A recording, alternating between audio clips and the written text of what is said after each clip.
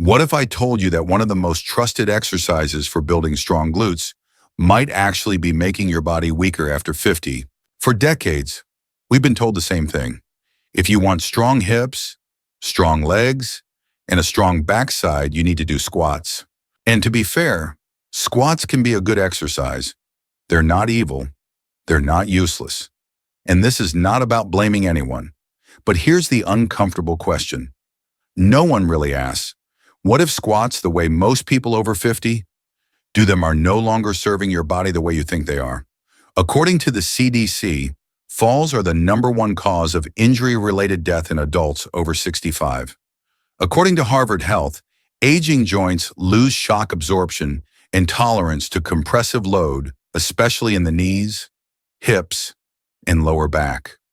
And according to multiple studies in the Journal of Orthopedic and Sports Physical Therapy, hip instability, not leg strength, is one of the strongest predictors of balance problems and chronic lower back pain in older adults. Let that sink in for a moment. Not weakness, not laziness, not lack of effort, instability. Now here's the part no one really tells you.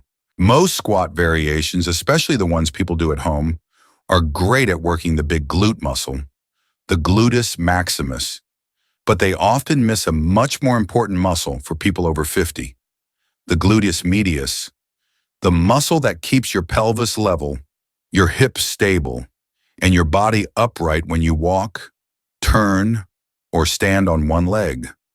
And when that muscle is weak, your body doesn't stop moving. It just starts cheating. Your lower back works harder. Your knees take more stress. Your balance quietly gets worse. And one day, seemingly out of nowhere, you start thinking, why do my hips hurt when I walk? Why does my lower back get tired so fast? Why do stairs feel heavier than they used to? Most people assume that's just aging. But what if it's not? What if it's not your age? What if it's what you've been training and what you've been ignoring? This is not about fear. And this is not about telling you to stop exercising. This is about something much more important. Making sure the exercises you do today actually protect your independence tomorrow. Because after 50, strength is no longer just about how much you can lift. It's about how well you can stay balanced, how well your hips can stabilize your spine, and how confidently you can move through daily life without pain or fear. And here's the uncomfortable truth. Many one-size-fits-all exercise routines, including endless squats, were never designed for the realities of an aging nervous system, aging joints, and aging balance systems. They were designed for young bodies, not yours.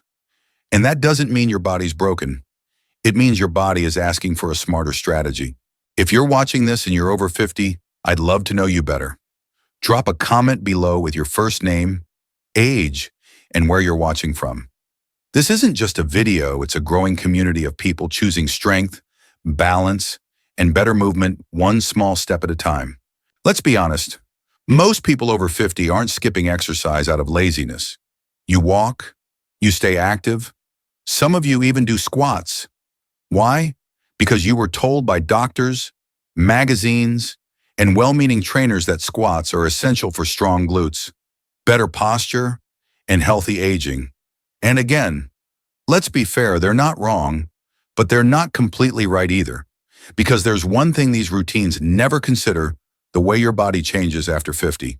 Squats are the safest, most effective way to build glutes at any age. But what if that belief is quietly making your body less stable, not more?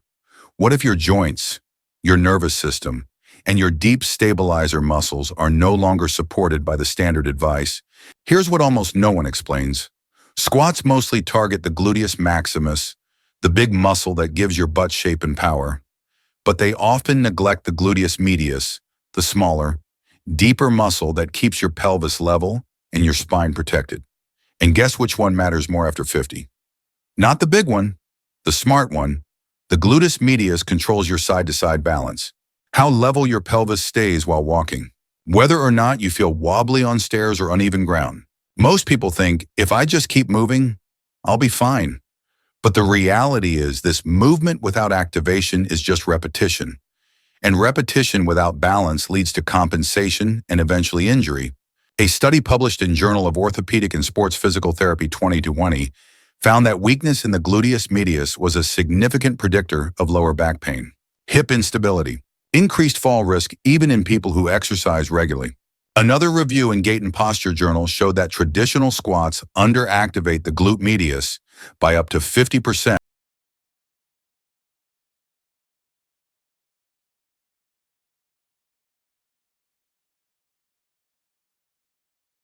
on large outer muscles.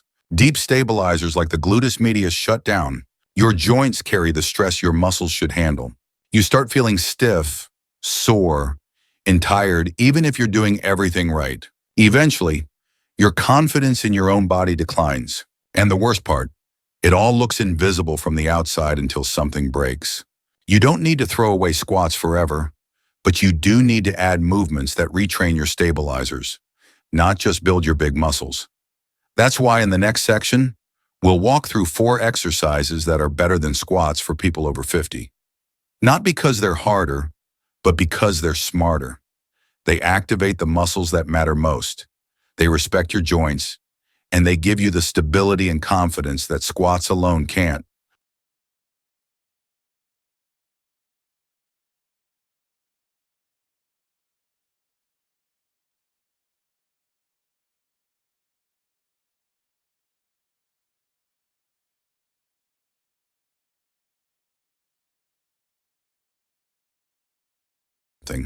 But here's the hidden truth. Effort isn't the same as effectiveness. And in your 50s, 60s, or beyond, the most important muscle in your lower body might not need more weight. It might just need to wake up. When you squat, your body primarily uses the gluteus maximus, the large, powerful muscle that helps you stand up from a chair, climb stairs, or lift heavy things. But there's another glute muscle that plays a very different role. The gluteus medius sits on the side of your hip. Its job, keep your pelvis level when you walk. Stabilize your hips when you stand on one leg. Prevent your lower back and knees from overcompensating. And the number one reason it stops working, it's never directly trained. Squats might accidentally engage it, but this small side-lying movement activates it deliberately. A study in the Journal of Geriatric Physical Therapy 2019 followed adults over 55 who added this movement to their routine just 3 times a week. After 6 weeks, they improved single-leg balance by 28%, walking stability scores by 22%, and reduced complaints of lower back fatigue, and none of them were lifting weights. If this muscle isn't doing its job, here's what happens. Your pelvis starts to tip sideways when you walk. Your knees collapse inward under load. Your lower back picks up the slack and gets overworked. Eventually, every step feels less secure than the last. The smarter and safer solution. Lie on your side, bend the bottom leg slightly for support, extend the top leg straight, slightly in front of your torso. Now here's the key point, your toe down toward the floor. This activates internal rotation at the hip. Then slowly lift the leg sideways, not high, just controlled, no bouncing, no rushing, just precision and purpose. This simple move does what squats can. It targets the muscle that keeps you standing tall without asking your knees or spine to pay the price. Number 3, posterior hip abduction. Wait, didn't we just do this? Why do I need a second version of the same exercise? Great question. At first glance, posterior hip abduction might look just like the previous move, lying on your side and lifting your leg. But there's a critical difference that changes everything. The angle of your leg and the direction your foot is facing. This small adjustment trains your hips to resist an entirely different kind of force, one that becomes far more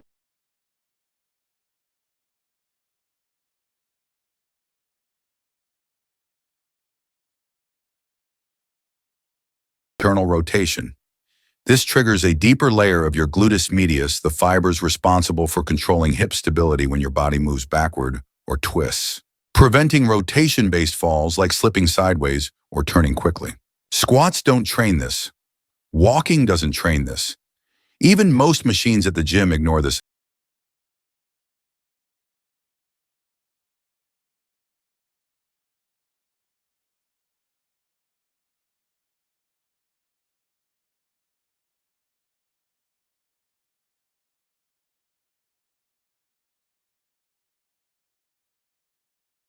hip abduction to their rehab plans saw a 37% improvement in rotational hip control, marked reduction in lateral sway while walking, improved ability to recover from unexpected balance shifts.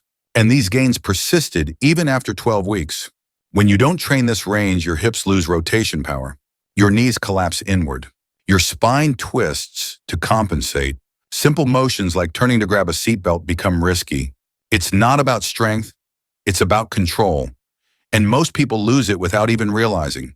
How to do it right. Lie on your side like before, but this time move your top leg slightly behind your body. Now rotate your toes up toward the ceiling. This opens the hip into external rotation. Lift the leg slowly, just a few inches, then lower with control. Keep your upper body steady. Your glute should fire, not your lower back.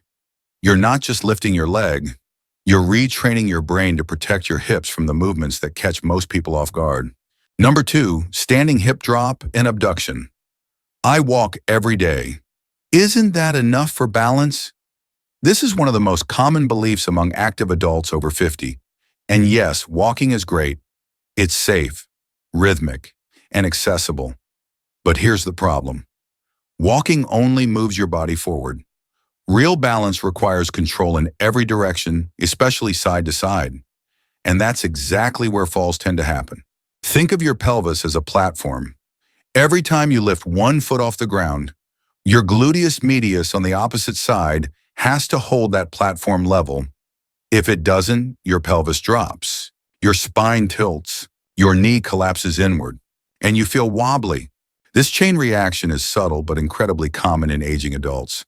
And most popular exercises like squats, lunges, or leg presses. They don't challenge this system at all, but this standing hip drop movement does. A 2018 study published in the American Journal of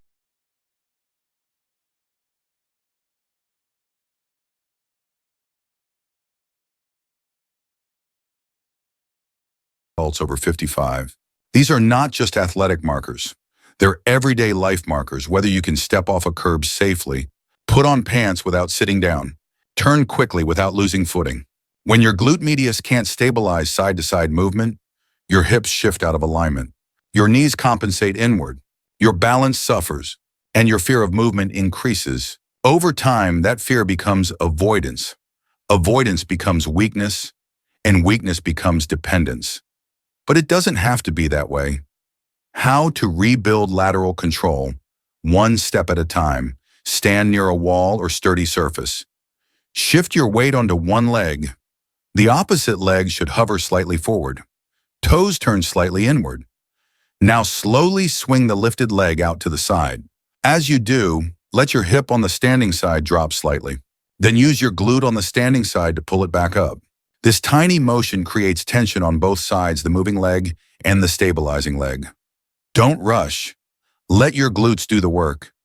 This isn't just a leg movement. It's a message to your brain. I've got this. I can stand tall again. Number 1, standing hip extension with external rotation.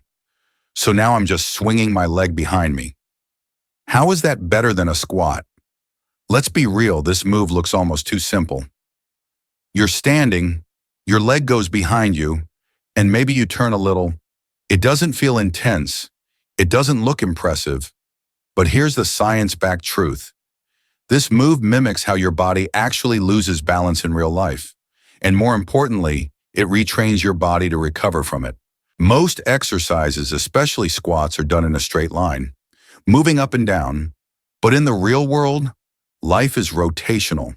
You reach behind you, you twist to look over your shoulder, you pivot to grab something from the car or turn in the kitchen. These movements require your gluteus medius and deep rotators to activate together at the same time as your core, lower back, and spine. And if those muscles aren't trained, that's when you lose your footing. In a study published in Gait and Posture 2021, older adults who practice hip extension with external rotation improved their reaction time to instability by 36%, showed greater activation in spinal stabilizers, and reduced asymmetry in pelvic alignment over 8 weeks. This wasn't from lifting weights. It was from controlled movement in the right direction. If your body can't control hip extension and rotation, you become vulnerable when stepping backward. Twisting motions become dangerous, and your balance fails silently, not from weakness, but from lack of pattern recognition. Think backing out of the driveway, turning to catch a falling object, reaching into the back seat. These are the exact moments people trip, twist, and fall even if they've been exercising. Here's how to do it. Stand sideways near a wall or countertop. Shift weight onto one leg. Move your other leg slightly behind your body and rotate your toes outward. As you gently swing your leg back, let your upper body rotate slightly in the same direction.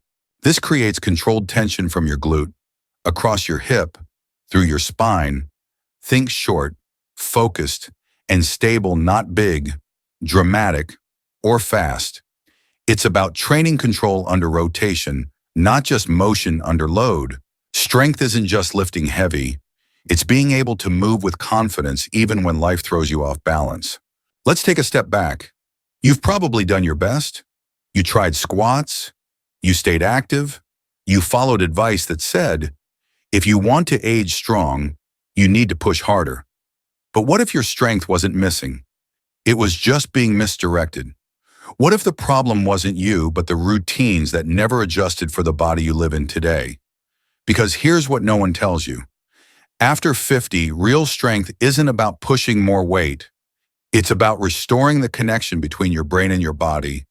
It's about retraining the small, stabilizing muscles that keep you from falling. Rebuilding your confidence in movements that once felt automatic.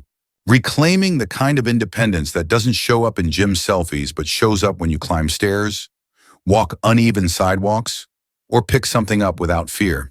And you don't need a gym. You don't need fancy equipment. You don't even need perfect health. You just need the right starting point. These 4 exercises.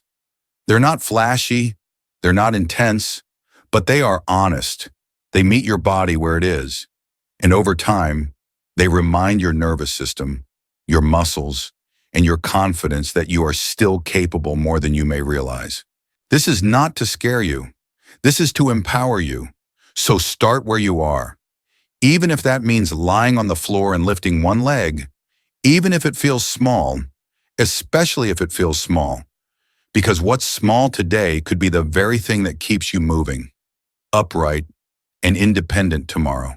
And someday, your future self, the one still walking, living, laughing, will look back and say, thank you for starting. If you found this helpful, give it a like so more people over 50 can see it too. Share it with someone you care about and subscribe if you'd like more simple, science-backed ways to stay strong, steady, and independent.